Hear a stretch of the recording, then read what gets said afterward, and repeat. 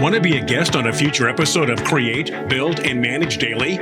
Email us at interviews@biztv.com. Jay DeHaan is teaching the next generation core essential skills. He is the founder and CEO of NextGen Wealthy, and he joins us tonight via Zoom. Jay, welcome to the show. Thank you so much for having me. Absolutely. No, we definitely appreciate your time. So what are you teaching the next generation? Absolutely. What I'm teaching now is something that I feel that society and the world that we live in is not teaching. When it comes to this digital age, it's time to really start to understand the communication and interpersonal skills that these young folks really need to adopt instead of being glued to these devices. Oh, man, you just got everybody's attention when you said that. There was a lot of, I don't know if you heard that collective amen going across our viewers that are watching the show, but it is interesting though, Jay, because you and I grew up in a different world. I'm assuming you and I are close in the same age. We have our devices now, didn't necessarily have it as a kid, but it is something that we're attached to. So talk about that for a moment. Let's first look at what is the negative that we see when people are so not communicating, so looking at their devices. How does that affect them in their career? How does it affect them personally? Well, the biggest thing is, look at this. You brought up kind of when we grew up. We grew up in an era where, I had to ask mom's permission to go play outside. I had to run over to Timmy's house and have the courage to knock on the door and ask Timmy's mom if Timmy could come out to play. And then we would go and ride bikes and do what we needed to do.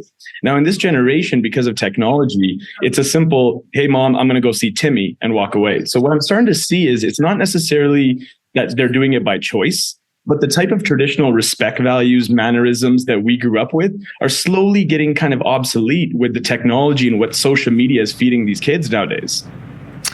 Man, it makes sense. So talk about the process. What are you doing as you meet with the next generation? And I think, Jay, part of it is understanding how to communicate to them, because I've got kids that are Generation Z, different from my generation. So what are some tips to communicating to the next generation, and how are you getting to them? Well, the thing is, they're in a generation right now where they are very self-sufficient. They're in high school years trying to map out the next 20 years of their life, when in our generation, we were just trying to get to college. So, tips and tricks to really help you with those teens at home, because teens is really where I focus. When I was a young teen myself, in my 16, 17 years old, and, I wasn't making the right decisions because I didn't really have the right leadership. So I made it my quest to start the NextGen Academy to help them really understand in their way. See, parents in this generation, you guys are doing amazing because you're really, providing that support and that love. But the communication and the dialogue internally is not really working because they have external resources that they're learning from and the friends that they're around. So the biggest advice that I can take is get them a mentor. Get them somebody that's in a place where they've been, if not recently, somebody that you also can resonate well with, and get them also to be able to kind of look up to that individual instead of just looking up to their parents. That's a big one right there. The second thing is the communication, the actual internal dialogue that you can have with them when you're actually going through a problem. When something happens and they're being disrespectful, or there's a situation that happens at hand, it's better to take it from an approach that's not like we grew up. We grew up kind of like facing it head on and, figuring out what the answer is. But they want that time. They need a little bit of time to escape to their room, to kind of mull it over, and to come in more as a friend. And that is a big challenge to do, especially for most parents out there. But it's really coming in with the approach of, it's okay. There's permissions that you can give yourself to feel certain emotions, because in this era right now, they're feeling emotions and they feel that they're lost and disconnected. They feel that nobody can resonate well with them. So to put yourself in their shoes and to give live examples of some of the times that you were young is a massive way for them to really kind of treat you more as a friend than a parent. I love that. We want to put your website up for those that are watching on Biz TV. jdehaan.com is where they can go and find you. And if you're listening to our podcast, that's jdehaan, DHAHAN.com.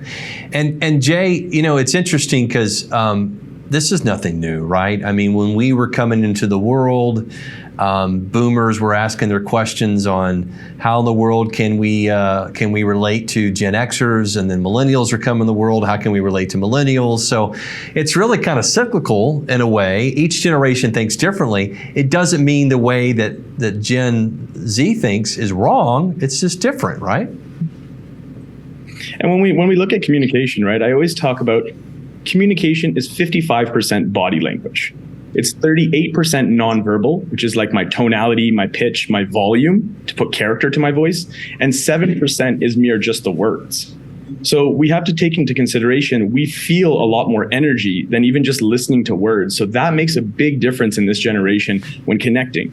Coming out of a global pandemic with everyone having to disconnect and to be social distancing, we would think things like social media would bring us back together, but it's creating a bigger generational gap. That's the difference with the mindset of somebody that may be in their 60s versus somebody that's 16. So how do you measure success for your organization? Because it seems very abstract of a goal to work with people and communicate. So for you, what is success? Success is living your life with abundance, freedom, and wealth. And when I say abundance, I mean being truly grateful and happy for everything that you have and always welcoming more opportunity and more love into your life. When it comes to freedom, the flexibility to do what you want, when you want, however you want, with whoever you want. Now, when it comes to wealth, most people will associate wealth with money. Now, I don't think so. I think money is a portion, and it may be a tool in your toolbox, if not the sharpest tool, but it's just a tool. So wealth is really, understanding love, loyalty, respect values, and the relationships you have that truly create wealth. I always like to say, people kind of get into the world and say money is everything. And then they get smarter when they either have it or figure that out and say, no, time is everything. Well, I truly believe that people are everything. And if you can get good at connecting with people, that will lead you to success that's beyond your measures, because it's about not what you know, it's about who you know nowadays.